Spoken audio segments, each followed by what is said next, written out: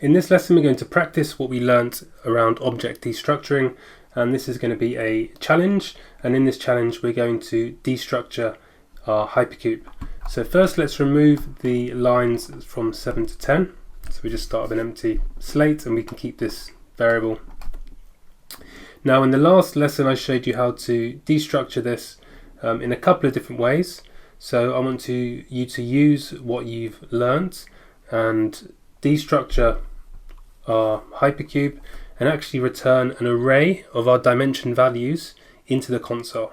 So you can see in this example we returned the string tuner, and now you need to create an array of each of those dimension values.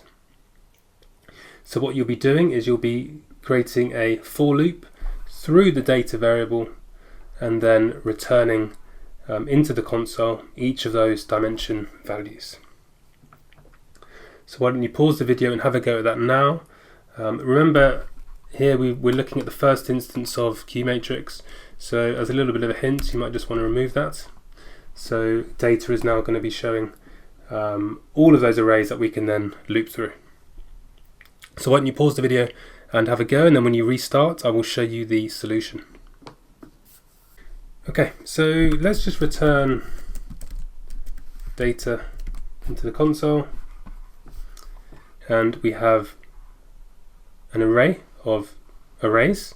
So we have 10 arrays and they contain two objects, so our dimension and our measure. So we're only interested in the dimension here, and this is what we want to get to, this QText, and we want to actually return in the console this QText for each of these dimensions. And we can do that by using a for loop. So first of all I'm going to create a variable called array and just set that to a blank array. So then we want to loop through data and actually push some values into this array. So we want to push these strings into an array that we are creating.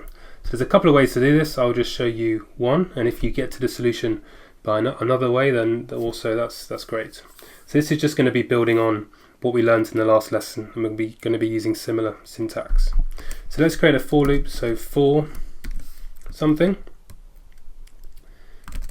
and then we want to, this is going to have our loop expression.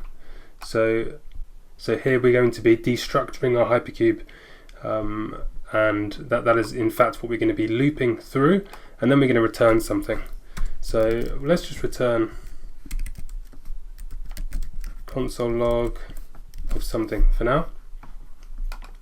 Now let's think of our loops. We want to destructure this, so we can use similar syntax to last time. So we can create a const, and we know it's going to be an array and then an object, and in that object we want to grab QText. So const QText of data, console log, and why don't we just console log QText. Okay, so that's working really nicely. So we are looping through our data variable and we're destructuring as we go. So we're destructuring our array first and then our object, and then we're grabbing the QText from our object and returning that into the console. So now we have those 10 dimension values in the console here. Now just to make this a little bit easier, we can just rename this to t and then just console log t, and this is useful. So that's actually removed my QText as well. So QText set to t and this to t. So maybe if you're using this many times in your components, you might want to rename it so it's a little bit simpler. So now we've just console logged it, and instead of console logging it, we want to push it into this array here. So array.push, we want to push t, and then we can just console log our array variable. And there we go, we've created an array of our 10 dimension values, and in the next lesson we're actually going to be using this, or over the next couple of lessons we'll be using this to actually build our application. So we're going to create a button on the UI and actually loop through these values on the click of that button. So hopefully this was useful, just to recap some of the stuff we covered in the previous lesson.